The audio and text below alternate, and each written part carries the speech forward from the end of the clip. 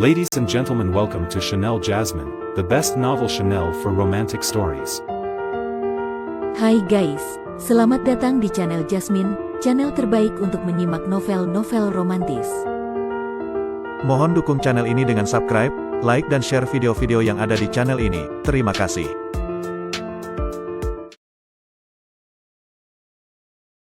Kaisar Agung Seni Bela Diri Bab 1400. Baik itu Luo Xiu, maupun Qin Zan dan Dugu, mereka semua tidak pernah menyangka hal seperti ini akan terjadi. Kawanan serangga pembantai Dewa Ungu, itu adalah makhluk ganas yang mampu melahap para dewa, namun hanya dengan satu auman dari naga tulang, mereka semua musnah seketika tanpa sisa.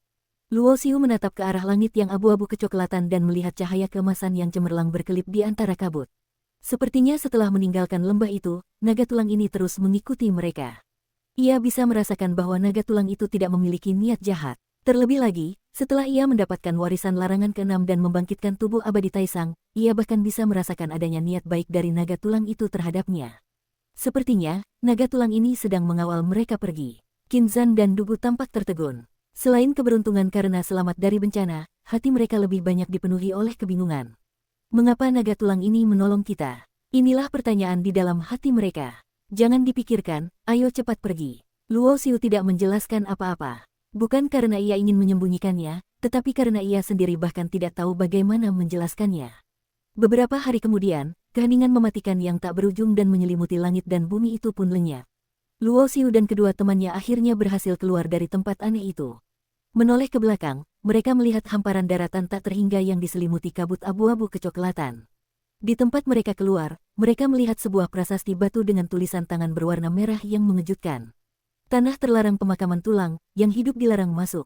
Kenapa kita bisa sesial ini? Dugu melihat 8 kata itu, wajahnya menjadi sedikit tidak enak dipandang.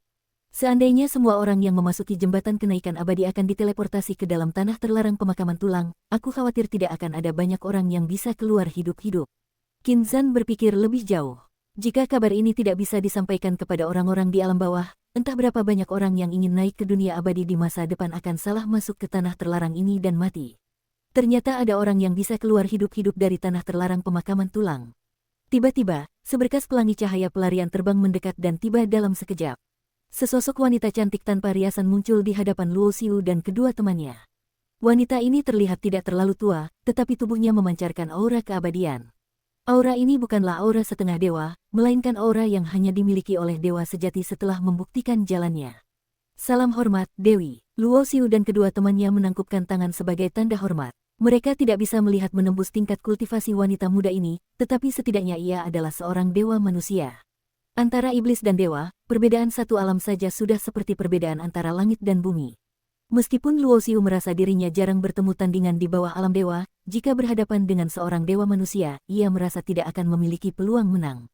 Orang yang naik dari alam bawah. Ketika mendengar bahwa Luo Xiu dan kedua temannya adalah orang yang naik dari alam bawah menggunakan jembatan kenaikan abadi, mata wanita muda itu menunjukkan keterkejutan yang jelas.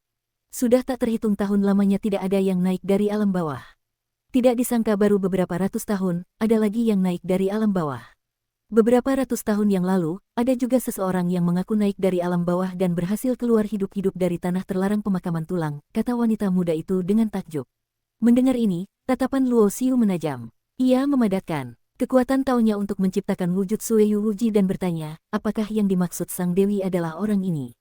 Benar, orang ini. Sepertinya kalian saling kenal, wanita muda itu mengangguk. Di mana separuh lain dari jembatan kenaikan abadi? Qin Zan tidak bisa menahan diri untuk bertanya. Di 3 alam, keluarga Ji telah menjaga jembatan kenaikan abadi selama bertahun-tahun yang tak terhingga, tetapi di sana hanya ada separuh dari formasi jembatan itu. Separuh lainnya seharusnya berada di dunia abadi. Jembatan kenaikan abadi sudah lama tidak ada lagi, telah dihancurkan pada zaman yang sangat lampau. Wanita muda itu menggelengkan kepala dan berkata, lokasi tanah terlarang pemakaman tulang ini dulunya adalah jembatan kenaikan abadi. Namun, karena ada orang yang bisa naik dari alam bawah, itu menunjukkan bahwa formasi jembatan kenaikan abadi belum sepenuhnya hancur. Mendengar perkataan ini, Luo Xiu, Qin Zan, dan Dugu saling berpandangan. Mereka semua melihat kebingungan dan ketidakpahaman yang tak terbatas di mata satu sama lain.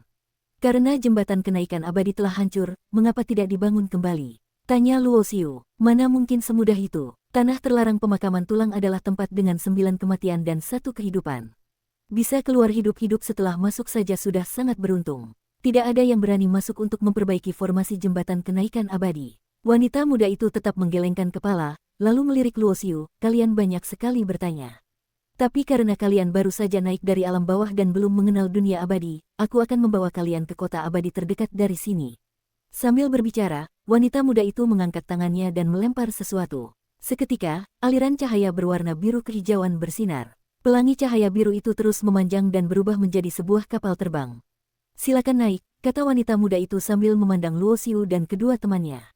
Kalau begitu, terima kasih banyak, Dewi. Luo Xiu dan kedua temannya tidak bertanya lebih banyak lagi.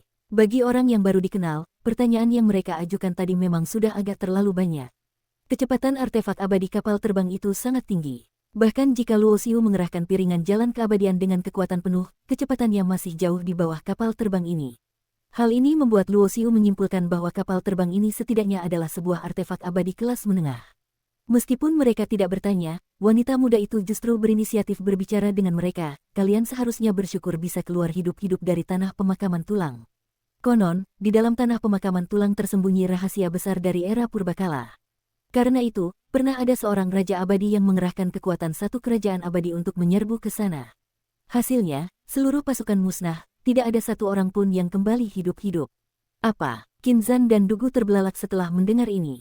Itu adalah seorang raja abadi, penguasa sebuah kerajaan abadi, seketika tewas di dalam tanah terlarang pemakaman tulang. Sedangkan mereka, meskipun perjalanannya penuh mara bahaya, sepertinya tanah pemakaman tulang tidak semengerikan itu. Hanya Luo Xiu yang mengerti dalam hatinya, jika bukan karena dikawal oleh naga tulang sepanjang jalan, mereka sama sekali tidak mungkin bisa keluar hidup-hidup. Bahaya di tanah pemakaman tulang jauh lebih mengerikan dari yang dibayangkan. Selain itu, Luo Xiu memiliki intuisi bahwa rahasia tanah pemakaman tulang kemungkinan besar berhubungan dengan klan Taisang. Jika tidak, mustahil ia bisa mendapatkan warisan larangan ke-6 dari sana, dan seorang raja abadi yang kuat juga tidak akan mengerahkan kekuatan satu kerajaan abadi hanya untuk menyerbunya.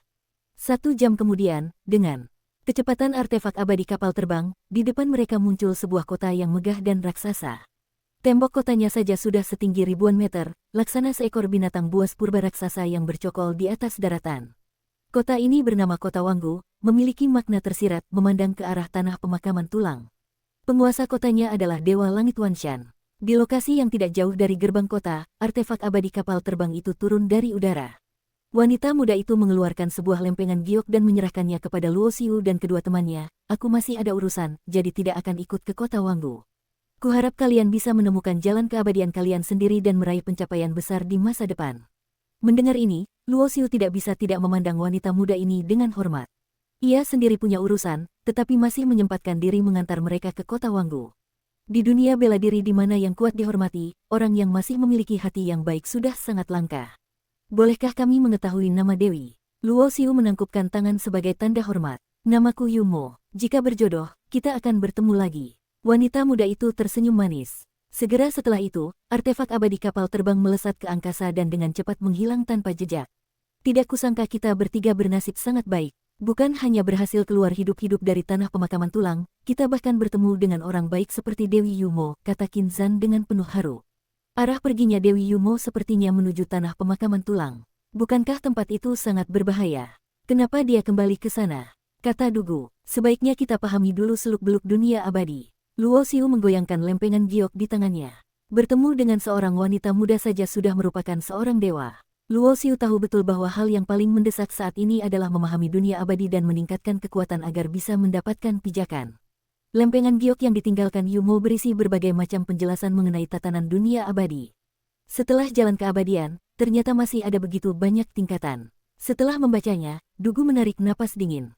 Dulu ia mengira menjadi dewa adalah akhir dari jalan bela diri. Kini ia baru sadar betapa dirinya dulu bagaikan katak dalam tempurung. Dewa manusia, dewa bumi, dan dewa langit disebut sebagai 3 alam dewa. Raja abadi, penguasa abadi, dan tuan abadi disebut sebagai alam dewa agung. Bahkan di atas tuan abadi, masih ada alam dewa tertinggi yang legendaris. Masing-masing dari mereka adalah tokoh perkasa di jalan keabadian, sosok-sosok legendaris. Di dunia abadi, seorang dewa langit bisa mendirikan sekte atau perguruan, atau bisa juga dianugerahi gelar oleh raja abadi untuk menjadi penguasa sebuah kota. Hanya raja abadi yang bisa menguasai sebuah kerajaan abadi, penguasa abadi bisa menguasai sebuah dinasti abadi, dan tuan abadi bisa menguasai sebuah tanah suci. Kota Wanggu yang ada di hadapan mereka saat ini dipimpin oleh seorang Dewa Langit sebagai penguasa kota yang menerima anugerah dari Raja Abadi Kerajaan Abadi Qiming. Di depan gerbang kota ada dua orang penjaga yang memegang tombak panjang dan mengenakan baju zirah, seperti prajurit di dunia fana. Namun, Luo Xiu dan kedua temannya tidak berani meremehkan kedua penjaga ini, karena keduanya ternyata memiliki tingkat kultivasi penguasa Dao. Sudut bibir Dugu berkedut beberapa kali, menyuruh seorang penguasa Dao untuk menjaga gerbang kota. Inikah dunia abadi? Setelah berlatih dalam pengasingan selama ratusan tahun di benua Sura, Dugu kini sudah menjadi penguasa Dao tingkat menengah. Namun, kedua penjaga gerbang kota itu ternyata adalah penguasa Dao tingkat akhir. Setelah datang dari alam bawah ke dunia abadi, ia yang semula adalah ahli tingkat puncak, tiba-tiba menjadi lebih lemah dari seorang penjaga gerbang. Hanya Luo Xiu yang sudah menduga hal ini. Ia berkata dengan tenang, tidak perlu kaget berlebihan. Bagaimanapun juga, ini adalah dunia abadi. Aku khawatir, hanya dengan menjadi seorang dewa, barulah seseorang bisa dianggap memiliki kemampuan untuk mendapatkan pijakan di dunia abadi. Bersambung.